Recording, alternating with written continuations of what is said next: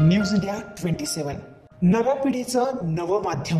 गुन्हे शोध पथकातील पोलीस नाईक पवन परदेशी यांना गोपनीय बातमीदारामार्फत बातमी मिळाली की गौरव स्मृती अपार्टमेंट पार्किंगमध्ये शुभम पार्क सिडको या ठिकाणी एक इसम हा विना परवाना बेकायदा धारधार लोखंडी हत्यार घेऊन फिरत असल्याबाबत खात्रीशीर बातमी मिळाल्याने गुन्हे शोध पथकाचे सहाय्यक पोलीस निरीक्षक किरण शेंदळे, पोलीस नाईक पवन परदेशी, पोलीस शिपाई सचिन करंजे, पोलीस शिपाई तुषार मते, पोलीस शिपाई शिंदे यांनी 2 एप्रिल रोजी 10 वाजेच्या सुमारास गौरव स्मृती अपार्टमेंटच्या पार्किंगमध्ये शुभम पार्क या ठिकाणी सापळा रचून सुजय प्रकाश कुमावत वय वर्ष 28 याच्या ताब्यातून सुमारे 500 रुपये किमतीचा एक धारधार लोखंडी तलवार असा मुद्देमाल जप्त करण्यात आला। सदरची कामगिरी पोलीस आयुक्त संदीप कर्णिक, नाशिक शहर पोलीस उपायुक्त परिमंडळ 2 श्रीमती मोनिका राऊत, सहाय्यक पोलीस आयुक्त शेखर देशमुख अंबड विभाग, त्याचप्रमाणे अंबड पोलीस ठाण्याचे वरिष्ठ पोलीस निरीक्षक दिलीप ठाकूर, पोलीस निरीक्षक सुनील पवार यांच्या सूचना व मार्गदर्शनाप्रमाणे सविस्तर पंचनामा करून मिळालेल्या मुद्देमाला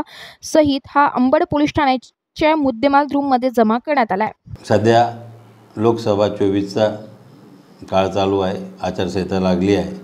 त्या अनुषंगानं माननीय पोलीस आयुक्त श्री संदीप कर्णिक साहेब यांच्या आदेशाप्रमाणे मार्गदर्शनाप्रमाणे आम्ही पोलीस स्टेशन हद्दीमध्ये प्रभावी गस्त करत आहोत। सदर गस्तीच्या दरम्यान पवन परदेशी यांना माहिती मिळाली की शुभम पार्क सिडको येथे एक इसम सुजय प्रकाश कुमावत हा तलवार घेऊन फिरतो आहे, परिसरामध्ये दहशत माजवतो आहे।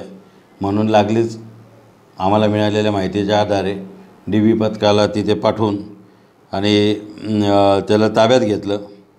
त्याच्याकडे एक तलवार 500 रुपये किमतीची तलवार मिळून आली। कुठलाही परवाना नसताना याने तलवार स्वतःजवळ बाळगली होती। त्याच्यामुळे भारतीय हत्यार कायद्याच्या कलम 425 अन्वये त्याच्यावर गुन्हा नोंद करण्यात आलेला आहे आणि सदरची तलवारी जप्त करण्यात आलेली आहे।